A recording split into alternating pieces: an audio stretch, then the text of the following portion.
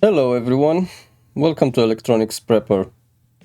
I would like to have a chat today about various topics, various subjects that I have not discussed yet on this channel. So please bear in mind that this video it's not going to be strictly about electronics or IT related or any kind of technology in general.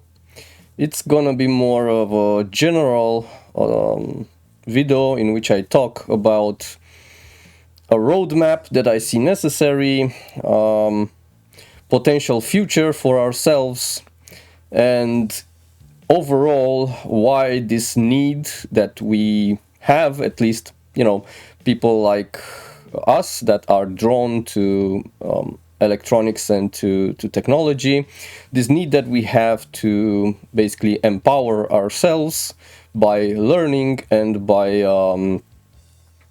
being able to build stuff for ourselves, especially when we are taking into account the medium term and the long term future.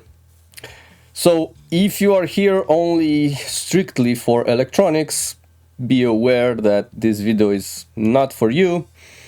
So I'll see you next time in the next videos that I will post. Now, I keep seeing, I haven't done a lot of videos so far, but on my videos I kept saying at the beginning, welcome to Electronics Prepper, the channel where we try to learn as much as possible about electronics to become more self-reliant with technology and prepare for the future. Now, I typically dislike when YouTubers have this catchphrase that they kept repeating and repeating and repeating. I get it. It's sort of part of the marketing, if you could call it like this. But anyway, most of the times I'm annoyed by it. But at the same time, I realize that in the case of channels like mine, especially channels that are very small and that might attract new people that have no idea what we're doing here, or what's the purpose of this channel, such a phrase at the beginning kind of makes sense and is kind of useful for them. And in my case, it's not just a catchphrase. That's actually my intention. First of all, for myself, and then because I do things for myself, I've saw the need, or at least the benefit, of creating this channel so that I can share my knowledge and experience with you.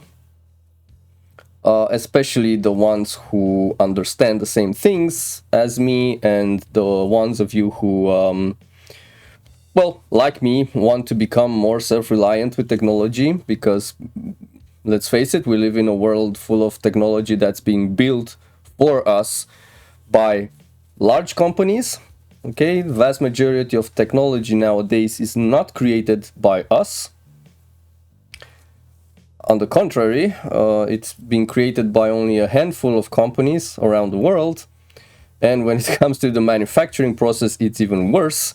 As we all know, a vast majority of electronic products and IT products are being created in Asia, mostly in China, some in Taiwan, Thailand, some in India. But anyway, there are much fewer things that are being manufactured in Europe or in America nowadays. Now, I don't think I need to tell you that whenever we need somebody else to do something for us or to deliver something to us, we are in a state of, maybe I shouldn't say powerlessness, but our overall power is smaller, is diminished. And the only way that we can regain power is to basically put ourselves in a position in which we can create that thing for ourselves. It really doesn't matter what it is, whether it's a piece of furniture, whether it's I don't know, a decorative object or a tool or whatever, whether it's electronics or mechanics, it doesn't matter. We are powerful when we are able to build those things ourselves and to fix those things that have been created by someone else before us but are now broken. And by contrast, like I said, we are not so powerful when we need other companies to do stuff for us or other people. Because, you know, those entities might agree or might disagree, one reason or another. So, like I said in my motto, become more self-reliant with technology. That's something that I see a very important aspect of our life. The second part is prepare for the future. Again, I'm not going to dive too deep into this topic. The last 3 years for everyone, I believe, should have been eye-opening, to say the least, you know, with everything going on in society. So this channel and this video in particular is dedicated to people who already understand where humanity is going, where society is going, and what we need to do for ourselves. And the fact that there is a real need to prepare on all levels. Not just with electronics and IT, but on all levels. This video and this channel in general is not for other people who, or it's not as much for other people who don't understand this. So I'm not going to dive deep into this. On this topic, it's gonna be like, you understand, fine, welcome. You don't, well, okay, not my problem, but I'm not going to explain it to you. I'm not gonna try to convince you, okay? For the rest of us, it's pretty clear that society has been going down on a downward slope for quite some time, and it's going even more down nowadays in an accelerated pace. The future is not bright at all. So any self-respecting person and any responsible person, at least to himself, will feel the need to do something to prepare himself for the future, okay? At least to compensate for some of the problems that we will most definitely start to have in the future. So, anyway, with that in mind, let me come closer to the subject that I would like to talk about today. And please bear in mind that it's very likely that I will end up having a relatively long video. I mean, it's something typical for my channels. I always talk a lot because I want to give as many details as possible, not because I like to talk for the sake of talking, but because I like to share as much as possible so that you can understand things as good as possible.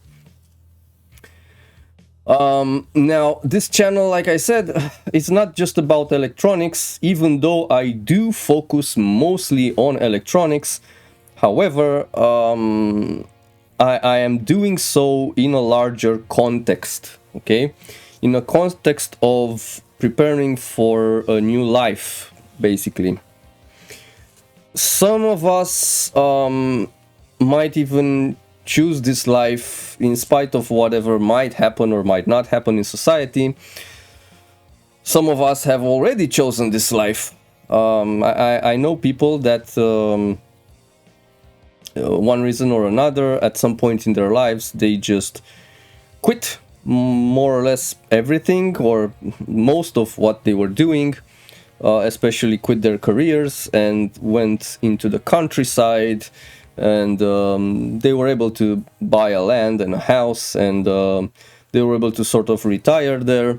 And they're not completely cut off from the rest of the world, but they chose a simpler life because in the past they had a life full of all the things that exist in society, and of course full of problems, full of stress, full of agitation, especially meaningless agitation, and at some point they were just not willing to take it anymore. Now, again, I'm not going to dive deeper into the subject of what's going to happen in the future. If you understand, fine. If you don't, whatever. But if you do understand what's going to happen, you will understand that you will have a choice to make. We will all have a choice to make, and this choice is going to be binary. Okay, it's not going to have 3, 4, or multiple options. It's going to be binary. We're either going to be swallowing anything and everything that society will throw at us, just for the sake of still living in society, or the alternative will only be that we will be forced to basically leave society and move somewhere else as much as possible outside of society. And those of us who will choose that option, well, we will be faced with a series of problems that we will need to solve. Because, let's face it, society is comfortable. I cannot deny that. I cannot not see that. Yes, society brings us comfort on many levels, you know. We want food, well, all we need to have is a little bit of money, and we go downstairs, we get into the first supermarket, and we buy whatever we want. We want, I don't know, hygiene products, we do the same. We go into the supermarket, we buy them. There's a company delivering cold water into our houses. There's another company delivering hot water into our houses. There's another company delivering electricity. Another company giving us natural gases, you know. During winter time, another company giving us heating. Of course, companies do not exist outside of society. They are a concept of society. And again, for all of these things, all we need to have is enough money, which is again a concept of society. It's something that society has invented. Money don't exist outside outside society.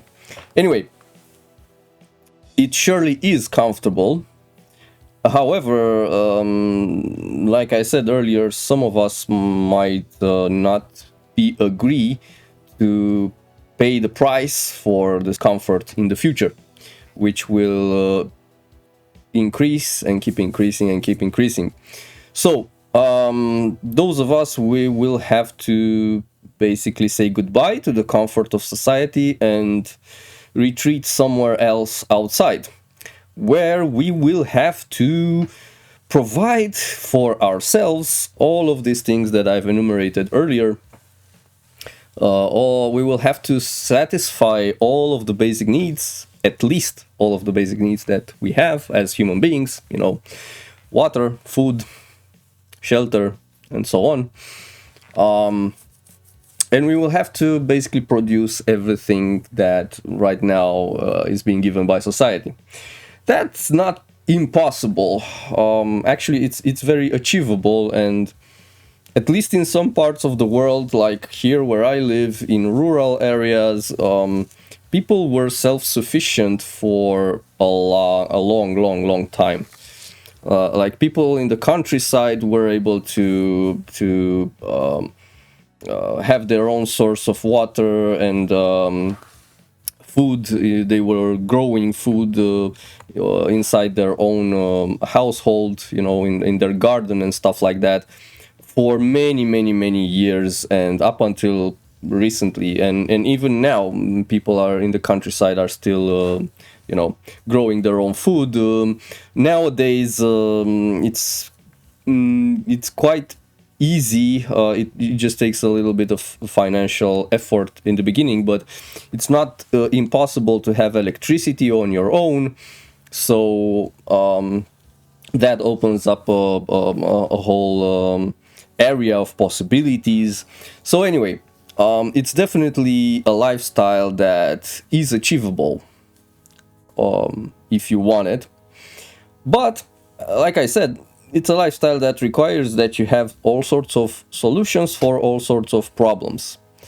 And this is what I'm trying to do with this video. I'm trying to make a list. It's not a super comprehensive list, a super exhaustive list. It contains the basic elements of the things that we will have to have in such a new lifestyle, and we need to basically make a roadmap and be aware of all the things that we will be needing to have, all the skills that we will be needing to have, all the things that we might need to buy now in society, and all the general technical problems that we will be facing, so that you know, we can at least have a sort of like a bucket list, like you say in English, of things to do and things to take care of, you know.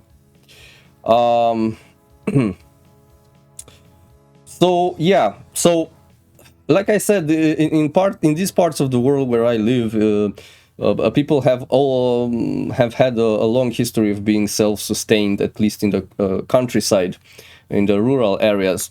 However, the overall life quality was pretty low. I mean, we're talking about, you know, times when electricity was still not available everywhere. Like, I don't know, 100 years ago, or up until 100 years ago, or even less than that. I mean, hell, in my country there are still some areas that do not have electricity. Because they are so isolated and so few people live there that the companies just consider it would be a too big expense to extend their electrical network into those areas, because there wouldn't be enough people paying for those electricity bills in order to, you know, make it worth for them to spend money on cables and all the infrastructure. So there are still some areas of my country that really don't yet have electricity. But anyway, back to what I was saying. Up until not many years ago, people in the countryside had to rely solely on their own human power, their own power of working the land with their bare hands and manual labor, basically. That's obviously something we would like to avoid nowadays, because nowadays there are plenty of solutions that we can use to make our lives easier. And such a lifestyle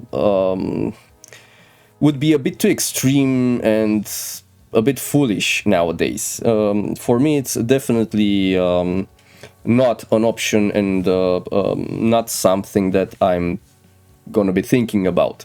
Lifestyle where I would not have electricity, I would have to carry water from a well outside of my house, I would have to, you know, wake up very early in the morning to feed the animals, and do like waste a lot of time and energy of my life just with survival activities.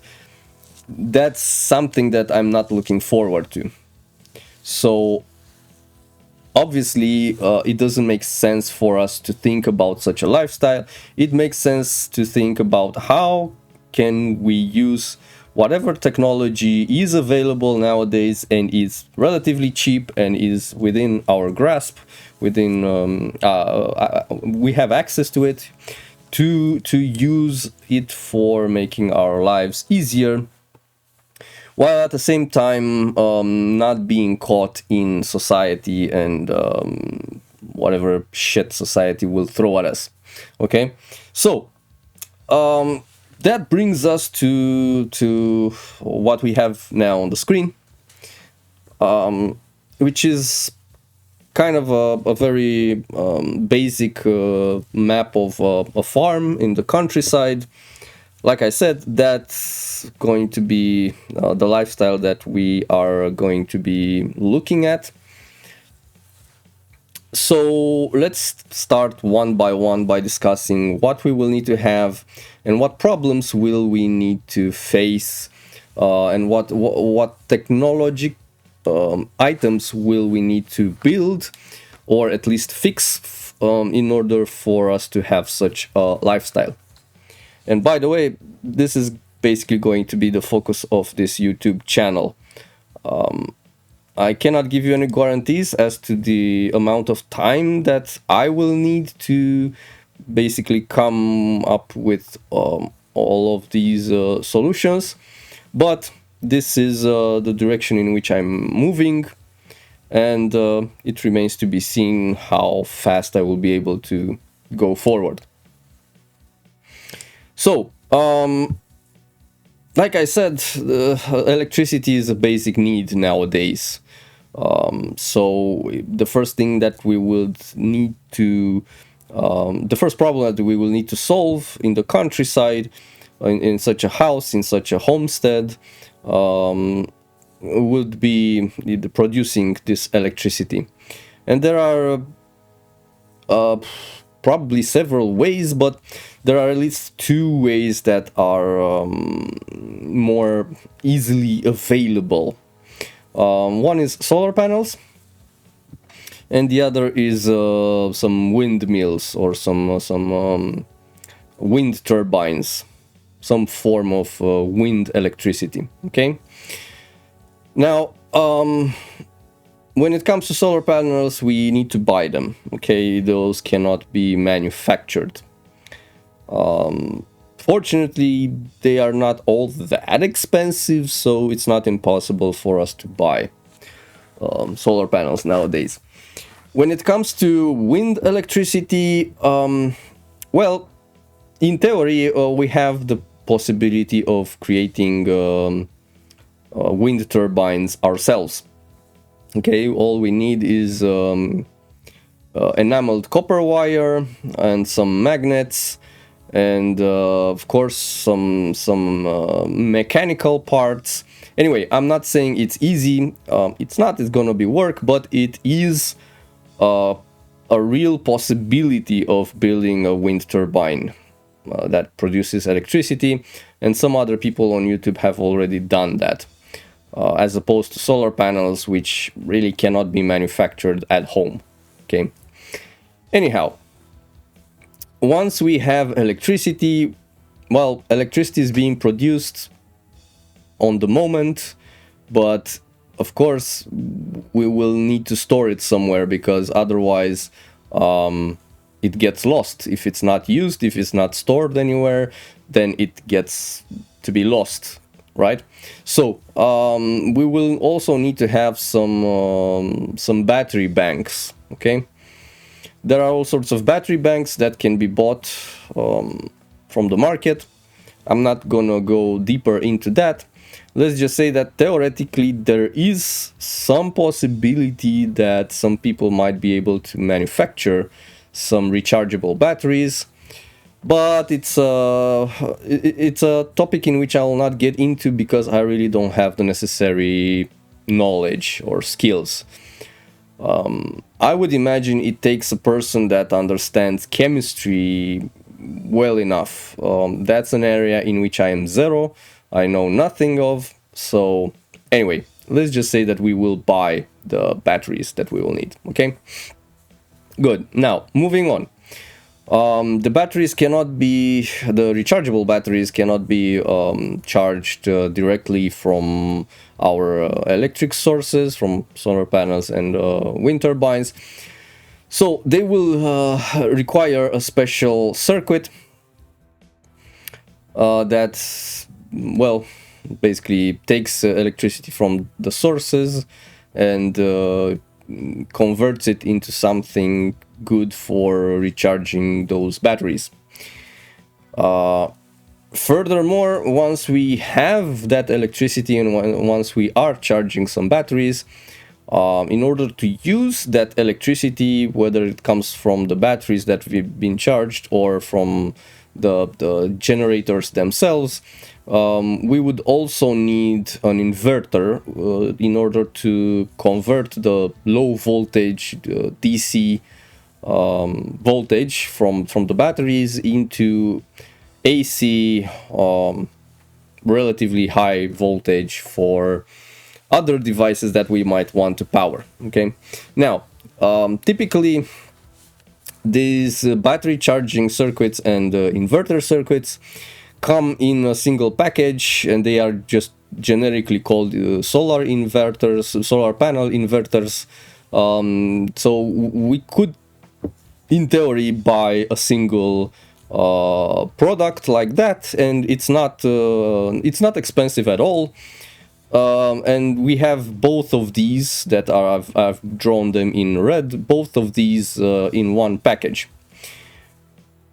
Even though on the moment it might be a good solution, in the long term it will not be a good solution. Why? Well, because like many other electronic products out there on the market, they are being manufactured by companies that do not release their schematics, do not sell spare parts for them. They do not care about you being able to fix their products when they break. And they're also pretty complex circuits that involve also some digital circuits with some software that, again, they do not give you. They just write that software into their products, into their microcontrollers, and that's it. So my point is, if you buy any form of inverter from the market, you have to rely on him only as much as it works, and when it breaks, when something breaks, pretty much anything, there are significant chances that you will not be able to fix them. Okay, if it's a diode, okay, maybe you could fix it. If it's a condenser, capacitor, or coil, or something relatively small like that, maybe even a few transistors, if they break, maybe you have some spare parts that are compatible with those and you will be able to fix them. However, it's not likely that we will find ourselves in such situation. So it makes sense that the ideal case would be for us to build our own circuits, build circuits that charge batteries from solar panels and wind power turbines, and also in our own inverters, because when we are building our own devices, we know exactly what we're putting inside. Okay, we can purchase decent amount of spare parts, so we will know exactly what we have put in there, what might break, and yeah, so that would, for us on the long term, that would definitely be a much better solution. Sure, these things are not easy to build. It requires that we are knowledgeable in the area of switch mode power supplies, which is something that I'm currently studying. But the point is, it's not impossible for us to create such devices, okay? Also, while these devices are typically using digital circuits with software in them that monitor all sorts of parameters and take all sorts of decisions, it's not impossible to build these circuits in just analogic circuits, in just by just using discrete analogic components, and have that maximum power point tracking that efficient inverters have it done in just analogic circuit world, and not need digital circuits. Okay, So that would be a first problem that we would need to deal with, both short term and long term. Like I said, short term, sure, we can buy things from the market and have a solar system set up in just I don't know, a few days, I guess. Long term, we need to think about building our own circuits in order for us to be able to fix them when they break. So now we would have electricity. Okay, that's an important first step. However, we need to move forward and to make our lives easier in other parts of our lives. So, what else will we want to have?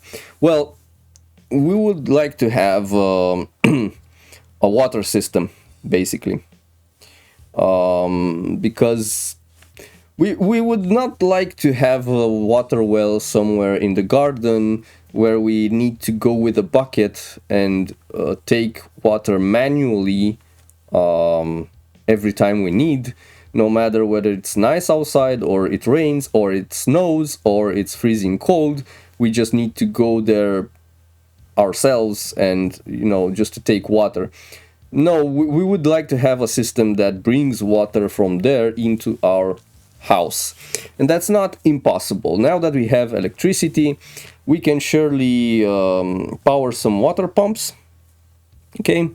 And perhaps in the house we might have a reservoir somewhere that stores some water and acts like a buffer.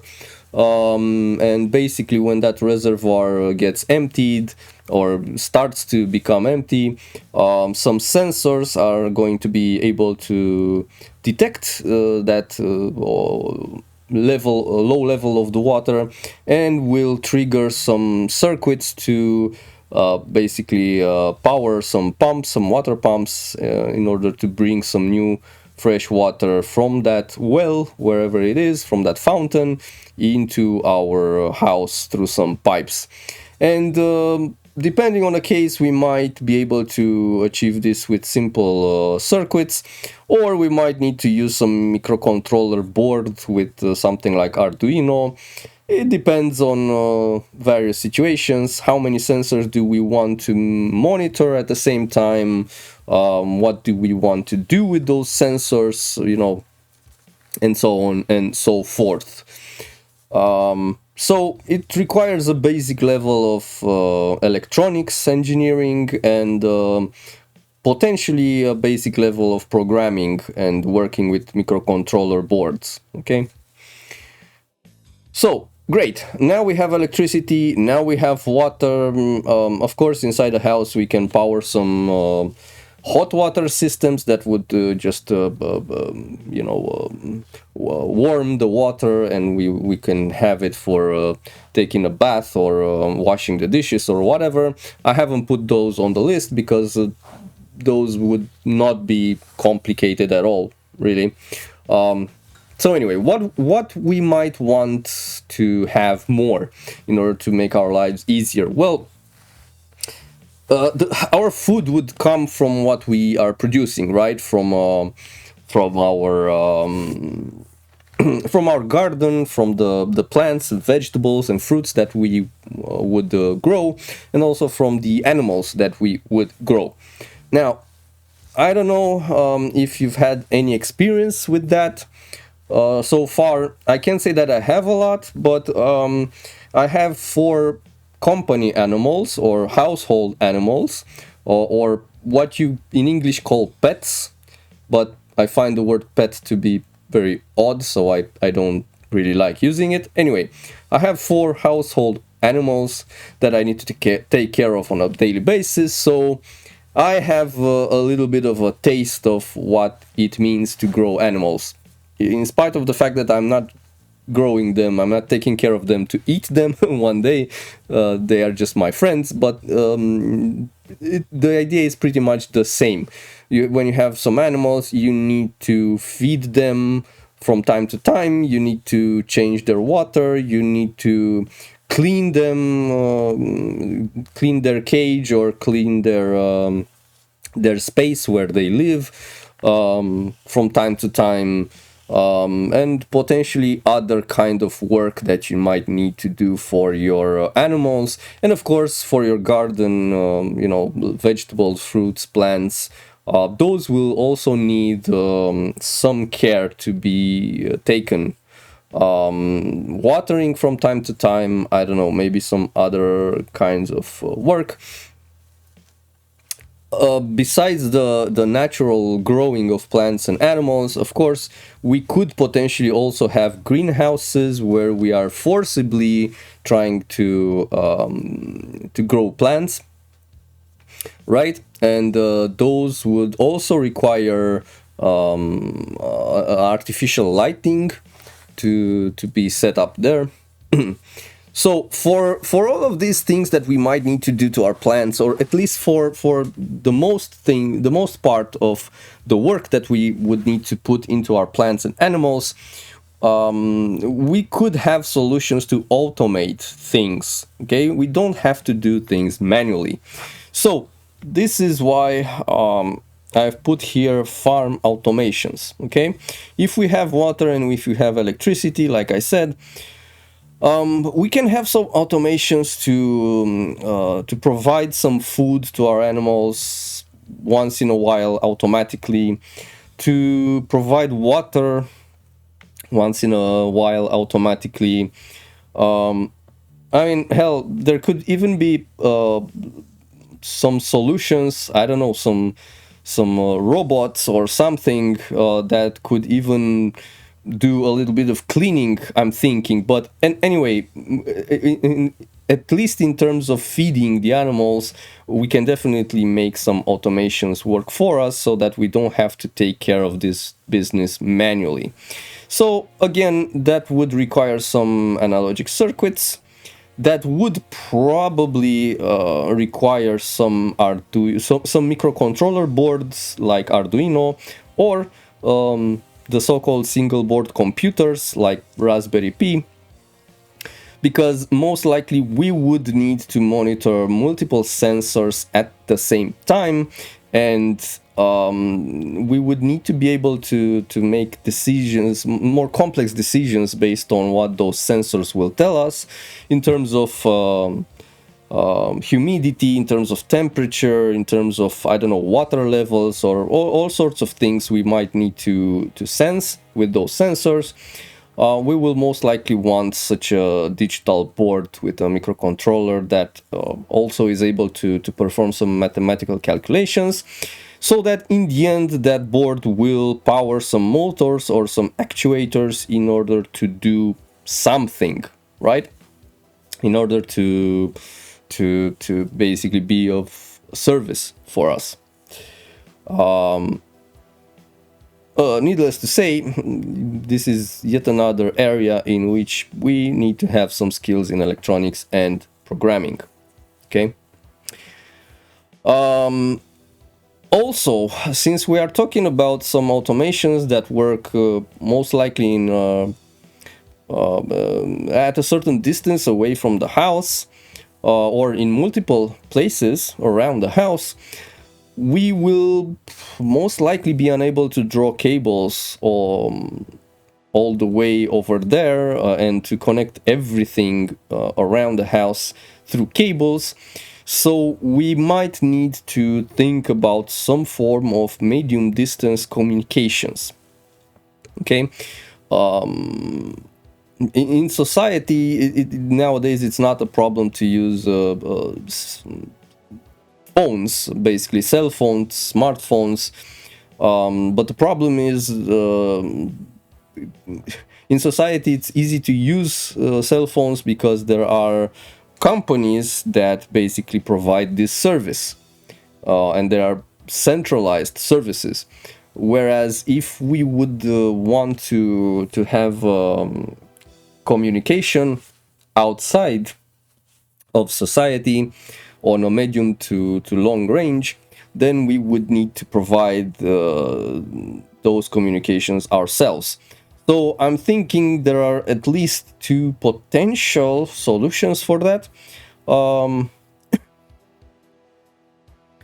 We could have high power Wi-Fi networks.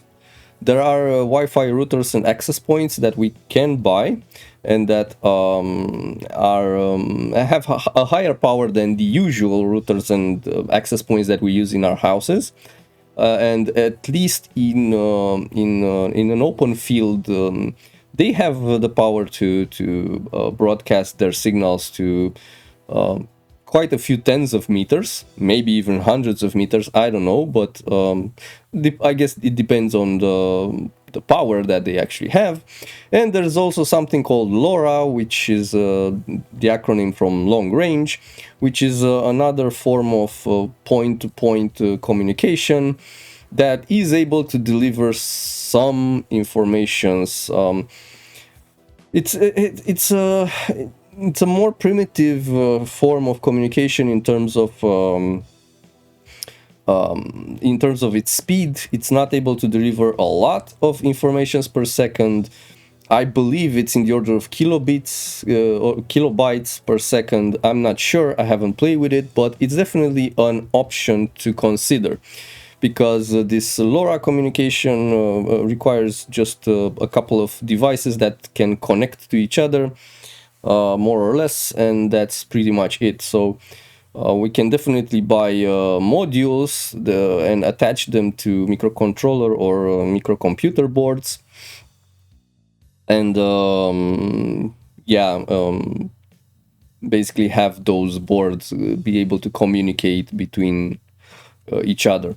Of course, besides these two options, we might potentially have other custom medium distance communications, but then we would need to develop from scratch those ways of communicating, all the radio frequency circuits, and also software, and also like the entire solution would be more complex. It wouldn't be impossible, but it would be more complex to achieve. Okay, what else we might want to have, or what we might need to have? Well, we would definitely want to have some form of security of our entire property. Okay, so for that we could potentially buy IPTV cameras.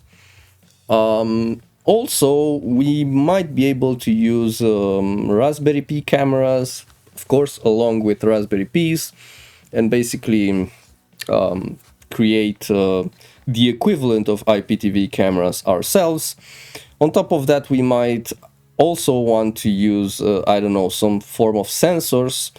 I think proximity sensors, or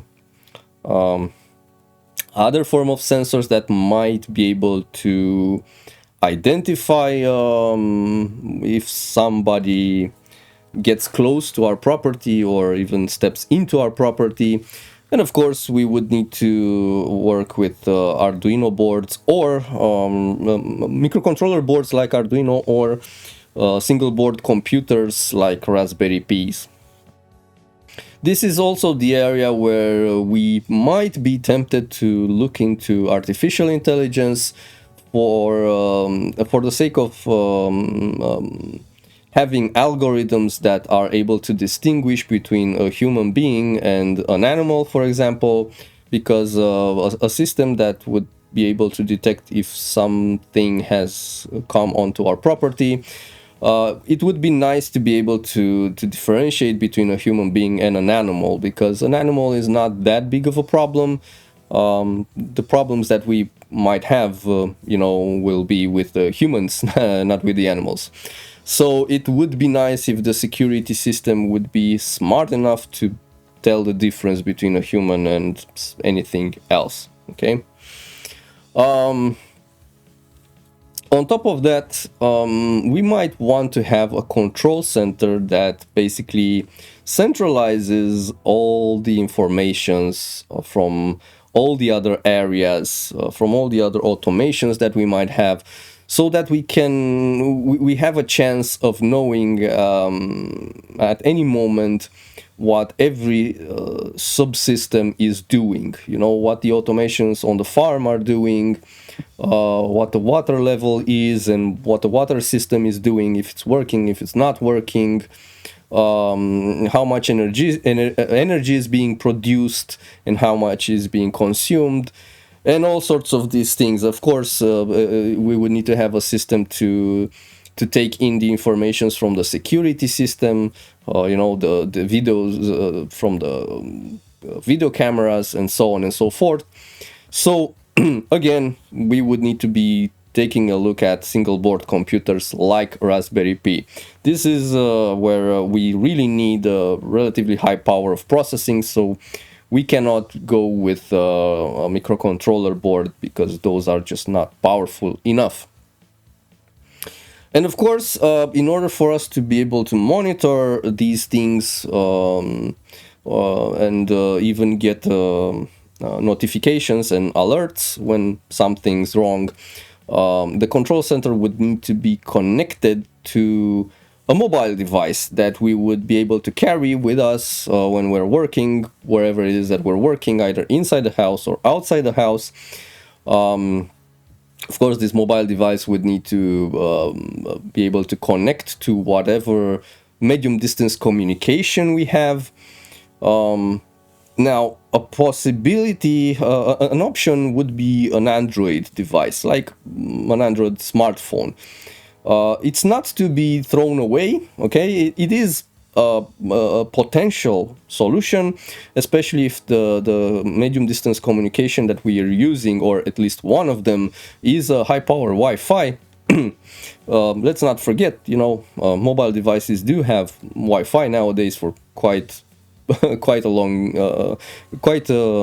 lot of years already. So it wouldn't be impossible for us to have an Android application that we create and we are manually installing into our phone that would connect to such a control center and would be able to know exactly what's going on, where, and would alert us whenever something's going on. I'm strictly saying Android's phones or tablets, and not iPhones, not iPads, not anything that comes from Apple company, because on an Android device you can manually install an application, especially an application that you have made yourself, you have created yourself. It is possible on an Android device. It's not simple and straightforward, but it's not impossible either. You don't necessarily have to go through Google Play platform to have an application on your phone. However, when it comes to Apple products, the Apple company simply does not want you to have this freedom. It does not care about you having the freedom to do whatever you want with the devices that they build and they sell to you, because the Apple company, let's face it, it does not recognize you as the actual owner of the device once you pay for it. They still want you to use their devices the way they want. So for an Apple product, in order to install an application on an iPad or an iPhone, you need to go through App Store. And yeah, needless to say, we are thinking about a life where App Store is no longer a thing anymore, okay? So we cannot use iPhones or iPads, it must be an Android device. Or alternatively, it's not completely impossible that we might be able to come with different solutions, custom-made solutions. Okay, it's not completely impossible. Sure, they will not be as elegant as a simple smartphone, but it is a possibility to think of. Okay. Now, once we have these things, of course, things are not over. Even if we have all of these systems set in place and they are working now, in the future they might break. Even before that, of course, if we're thinking of building all of these things, then we would need to have an electronics lab, okay, in order to build all the things that we are needing, and in order for them to be fixed in the future. So I'm not going to stress too much about it. I think this is a pretty clear thing that we would need to have an electronics lab. Don't go overboard thinking that we need an electronics lab like you see on great YouTubers out there, you know, EFE-blog, The Signal Path, or Mr. Carson's lab, or stuff like that, that costs a lot of money, that require a lot of space. No. We don't need to have that big of an electronics lab anywhere near the size of that. We can definitely work with less. I have just a corner in my bedroom that I'm using, and it's good enough, and it can be good enough. But the point is, we need to have it. Okay, so the moment we set our minds that we need to solve all of these problems for ourselves, the need to have an electronics lab, as rudimentary as possible, but the need to have an electronics lab becomes real, becomes apparent. Okay, we also need to have some computers to work with. Now, bear in mind that so far, whenever we have talked about digital solutions that process informations, we have either talked about microcontrollers like Arduinos, or single board computers like Raspberry Pis. Why? Because those are cheap, relatively cheap. Those can be bought in larger quantities. Even nowadays, with this Raspberry Pi shortage, it's not impossible to buy different boards that are like Raspberry Pis, you know, like Banana Pis. There are still quite a few pieces out there on the market. I've recently discovered the board created by a Bulgarian company called Olimex. The company is called Olimex, and the board is called Olinuxino. There are also quite a few hundreds of pieces of them on the market, and they are single board computers. They're not microcontrollers. Okay, so they have a certain processing power. Some of these boards even have SATA connectors, so you can connect a hard drive to them. Anyway, they are pretty potent boards. And the biggest advantage that they have over a regular computer is that they consume a very small quantity of energy. This is something that we will want to have in general in this lifestyle. We will want to have devices that consume as few energy as possible. Okay, a Raspberry Pi, I believe, consumes about 10 watts, maybe a little over 10 watts. I've recently played with an Olinuxino A10 board, and it consumes, on average, it consumes about 7 watts of power. Okay, and that is with a hard drive. Okay, so the board herself consumes less than 5 watts, and with a hard drive, normally about 7 or 8 watts. If the hard drive is powered on and it's working in full power, it can go up to 10 watts or around 10 watts. This is important, so this is why in most situations, these are the main reasons why in most situations we would want to use such boards instead of actual computers, because a computer, you know, like a desktop or a laptop, consumes a lot more power than that. However, we will need to have some computers in order to do this work of programming the other boards, or of designing circuits, and all sorts of other tasks that we can use a computer for, right? We also need to have a personal, what I would call a personal knowledge database that needs to exist both in physical form and in digital form. Basically, a computer can have a network, what's called a network attached storage, or let's just say it's storage in general.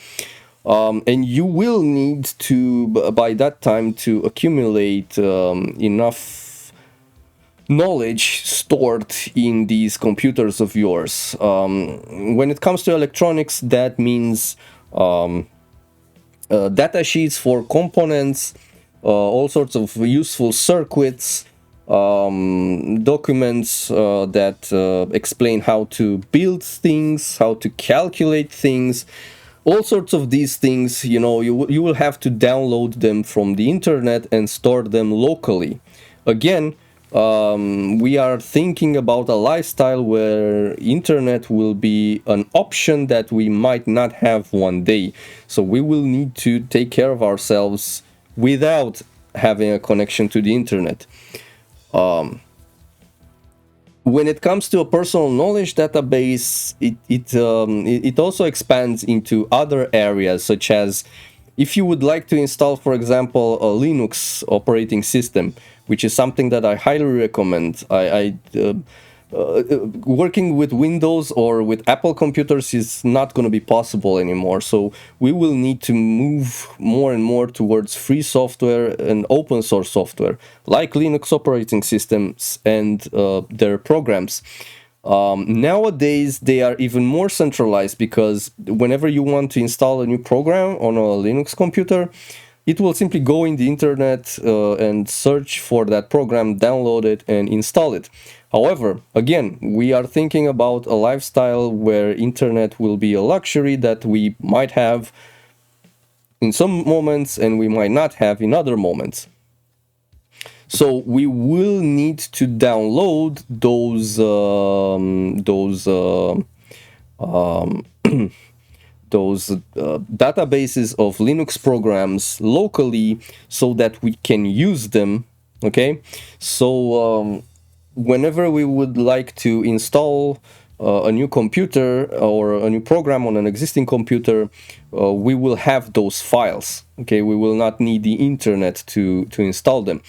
So this is what I also put under the personal knowledge database umbrella, and I will probably have a dedicated video for that, for setting up your own mirror for Linux software. I'll probably make a video in the future. Now, bear in mind that for certain things you will not want to rely solely on electronic devices. You will also want to have some information actually printed on paper, and for that you will need to print it. It takes some time at some point in your life, and just print it on paper. Especially if you can get informations like useful plants, how to grow plants, things that you need to take care of about animals and stuff like that. You don't want them to be only in digital form. You want them to be in some paper form as well, so that it is very easy to read them, especially if you have a moment in which you have problems with electricity, so you cannot power a computer, or maybe computer is broken or something like that. And last thing on the list of things that we might want to think about having one way or another is long distance communications. It's not going to be all that important, but let's say that you have other friends or family that are in the same village, but there's a certain distance going on between you, or perhaps they are in another village, or I don't know, on longer distances. Again, nowadays we are relying heavily on internet, which is a physical network that's essentially being owned by multiple companies, and on the mobile phone networks, which are again owned by just a handful of companies. Without them, we don't really have long distance communications. However, it's not completely impossible to have long distance communications. It's just something that we will need to look into somewhere in the future. I have absolutely no solution, not even a theoretical solution for that. So that's why I say here we will need custom solutions. One potential solution might be, you know, being a ham radio operator. Well, what's in English, what's called a ham radio operator. In my language, we just call it radio amateur. We don't have this word ham radio. Like, I don't even know where it comes from. Anyway, that could potentially be a solution. Theoretically, practically, I don't think it's for everyone, or at least not when it comes to being a ham radio operator with devices that you buy from the market. Those devices cost a lot of money. Those transceivers cost in the order of thousands of dollars, you know, especially for longer ranges. And of course, they come with different levels of problems. Like you would need to have an outside antenna that's designed for those frequencies that you want to broadcast. And anyway, that's a different problem in herself. So yeah, I'm just putting it on the list just so we know that it is there, but I'm not thinking about long distance communications too much. So anyway, this is kind of the roadmap that we need to have in mind. Of course, there might be other things that I forgot to mention and forgot to put here. These are just the important aspects of our lives. So at least, you know, again, for those of us that we will choose this kind of lifestyle, these are going to be the problems that we will be facing, and so we need to prepare for having solutions for these problems. Okay, and this is what these are going to be the efforts that I'm going to put into in the near future, and hopefully I'll be able to come here on the channel with more and more videos that will address these problems. So I hope this video was useful. I hope you learned something. I hope you understood where it is that I'm trying to move towards. Thanks a lot for watching. There will be more videos in the future regarding electronics. However, right now I'm a bit busy with work, so videos are not going to come so often. So I apologize in advance for you having to wait a bit more than what you've needed to wait until now. But anyway, moving forward as fast as I humanly can. Thanks a lot for watching this video. If you would like, please hit the like button and subscribe to my channel if you want to see more videos regarding electronics and this particular kind of preparations that we need to have for ourselves. Also, if you would like to support my work, please consider becoming a Patreon and helping me financially. The more help I receive from you, the more I can help you in return by studying new things, by buying electronic components, and by coming here on the channel and showing to you how to do various things so that you get to regain your power little by little, day by day.